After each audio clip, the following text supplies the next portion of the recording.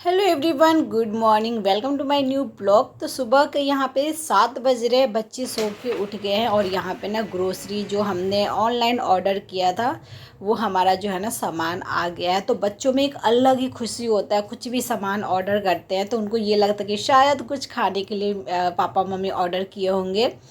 तो कुछ ख़ास तो हम लोग वैसे फालतू चीज़ें ऑर्डर नहीं करते हैं, लेकिन हाँ, ठंडा मुझे बहुत पीना पसंद है, स्प्राइट और जो भी है सॉफ्ट ड्रिंक।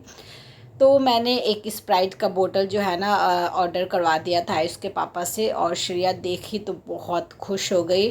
बाकी ये तेल है, रिफाइंड ऑयल है, नमक है, हॉर्लिक्स है, जो मैं बोलती हूँ कि मेरा जो ग्रोसरी होता है ना, मैं दुकान से बहुत कम ही ख़रीदती हूँ। ऑनलाइन मुझे अगर अच्छा डिस्काउंट मिलता है तो ऑनलाइन ख़रीदती हूँ। और आज के डेट में यार अच्छा है, ग्रोसरी ख़रीदने में कोई दिक्कत नहीं है, सारा चीज़ ओरिजिनल मिलता है, कोई डुप्लिकेट नहीं मिलता है।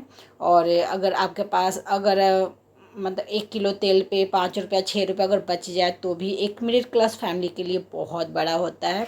मेरे लिए तो बहुत मायने रखता है। हटो झूला में से। तो मैं इसी तरह ग्रोसरी खरीद मतलब घर का सामान खरीदती हूँ।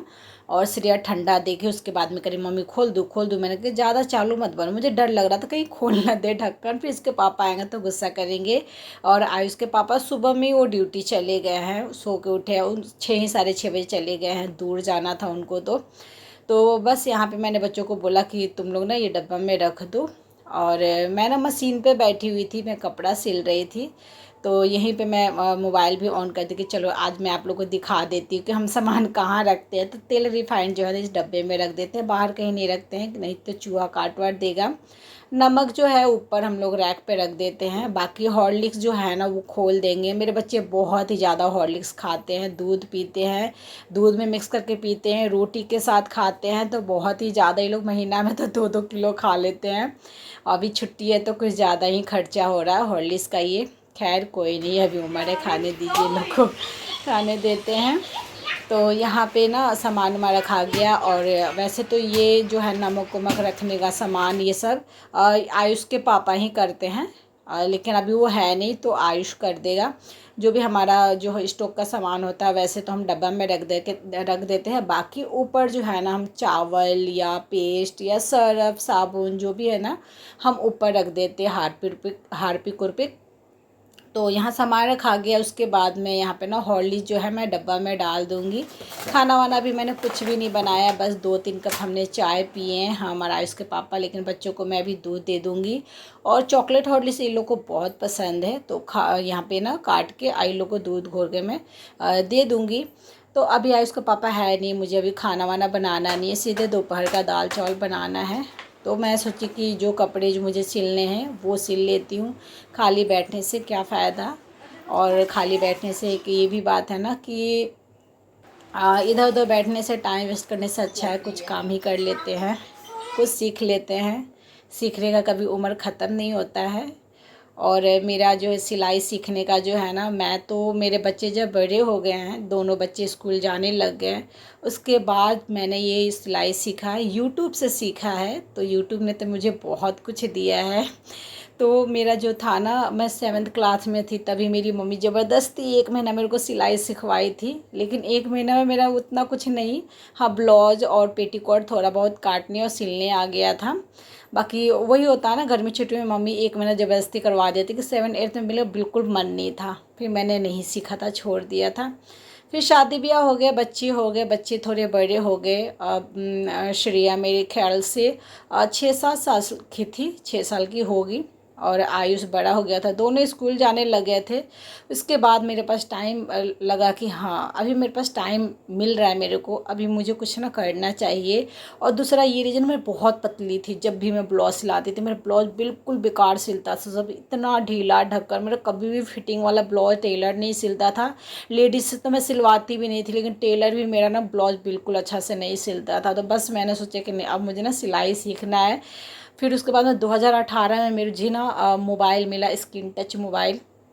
उसके बाद मैंने अपना जो है ना पहला चीज़ जो यूट्यूब पे हो वो मैंने सिलाई सीखा। और सिलाई सीखने के बाद में सीखी थी मैं सिर्फ अपने लिए, लेकिन मेरा फिनिशिंग मेरा सिलने का जो भी है ना फिटिंग सबको अच्छा लगा, तो अगल बगल के लोग मुझसे सिलवाने लग गए। फिर हम लोग किराया पे आए। फिर होता है ना कि अगर आप सूट या ब्लाउज़ पहनेंगे तो पूछते हैं लोग ना कि कहाँ से सिलवाया है क्या नहीं। तो मैं बोलती थी कि मैं खुद सिलती हूँ। तो जब मैं आई थी यहाँ पे इस किराए वाले घर में, तो शुरू में तो अच्छा खासा कोरोना के टाइम में मैंने बहुत सारे ब्लाउज सिले, जिसका निशानी मेरे हाथ में एक अंगूठी आपको नज़र आता होगा हमेशा, एक गोल्डन है, छोटा ही है, ज़्यादा महंगा नहीं है, 11 साढ़े 11 हज़ार का है, जो कि मैंने 1 साल में सिलाई सीखे थे। उससे मैंने वो निशानी मैंने ये बना लिया था अंगूठी। तो वही है कि खाली बैठने से अच्छा है ना अपने अंदर तलाशिए कि आप पे क्या कला है, क्या खूबी है, क्या आप कर सकते हैं, वो आप अपना करिए। हाँ, जब तक छोटे बच्चे होते हैं थोड़ा सा मुश्किल होता है, और मेरा ये भी मानना है कि जब छोटे बच्चे हैं ना तो उनको टाइम देना ज़रूरी होता है, बहुत ज़रूरी होता है। जब मेरे बच्चे छोटे थे तो मैंने उनको ही टाइम दिया, और फिर मैं सिलाई सीखी, फिर दूसरों को सिली। और यकीन मानिए आपके हस्बैंड कोई कितना भी पैसे दे दे, लेकिन आपकी मेहनत के ना, एक ब्लाउज़ का मैं 250 रुपये लेती हूँ, वो 250 रुपये जो आते हैं ना मेरे हाथ में, उसकी कीमत एक अलग ही होता है, उसकी एक खुशी अलग ही होती है। उतना तो वो ऐसा कुछ अर्न करती नहीं। अभी मैं खुद उतना बढ़ाना नहीं चाहती हूँ सिलाई का। मुझे बहुत लोगों ने बोला कि कपड़ा तुम सिलो, तो मैंने कहा नहीं, अभी उस लेवल में मेरे को अभी नहीं करना है ये सब। एक दो बस होता है कि अगल बगल में कोई जिद कर देता है कि सिलो सिलो, तो फिर मैं उसका सिल देती हूँ। और फ्यूचर में देखा जाएगा, हाथ में कला है, जब ज़रूरत पड़ेगा उसके हिसाब से इंसान कर सकता है। तो इसलिए हाथ में अगर आपके पास कला है ना, और थोड़ा बहुत पता चल जाता है कि आप क्या कर सकते हैं, किस चीज़ में माहिर है, तो आप उस चीज़ को ना, अगर आपके अंदर लगन हो ना, जिज्ञासा हो करने का, तो अब किसी भी तरह मेरे तो खुद मेरी जो फैमिली है मायके वाला सब ताजुब करते थे कि यार सविता यूट्यूब से सिलाई पूरा सीखी है, जबकि मैं यूट्यूब से पूरा ही सीख गई सिलाई, पूरा फिनिशिंग के साथ। क्योंकि मेरा तो जुनून था रात के, मतलब बच्चों को खिला पिला के रात के 10 बजे से मैं ना कपड़े सिलती थी। जब मैं जॉइंट में रहती थी सास ससुर के साथ, तो 10 बजे रात से मैं सिलती थी 12 साढ़े 12 बजे तक, धीरे धीरे मशीन चलाती थी। क्योंकि मेरे हस्बैंड गुस्सा करते थे कि आवाज़ आ रहा है, क्यों इतना तेज़, सोने नहीं दे रही हो रात को। तो मैंने बड़ी मुश्किल से मैंने सिलाई सीखी थी यार, और फाइनली मैं सीख गई हूँ। और ये बस सिल रही थी मैं, तो चलो इसका मैं क्लिप ले लूँगी। और ये बहुत पतला कपड़ा है, तो ये अस्तर में लगा रही थी। तो बस आप लोग तलाशिए अपने अंदर, जो भी हाउसवाइफ हैं और जिनके बच्चे बड़े हो गए, लग रहा है कि लाइफ में यार कुछ करना चाहिए, कुछ कमी है। मुझे तो ये लगता था कि यार कुछ कमी है, मुझे अब कुछ करना चाहिए, अब घर में बैठना नहीं चाहिए। मैंने सिलाई सीखा, और सिलाई सीखने के बाद में, उसके बाद में देखिए फिर धीरे धीरे यूट्यूब की तरफ आ गई। बाकी यूट्यूब की भी एक लंबी जर्नी है, जो कि मैं आप लोगों के साथ कभी ना कभी शेयर करूँगी कि मैं कैसे आई, क्यों आई। तो यहाँ पे मेरा अस्तर जो है ना लग गया है, लेकिन अभी जो भी है ना जो प्लेट व्लेट सब लगाना है, इसमें सिर्फ अस्तर मैंने जोड़ा था।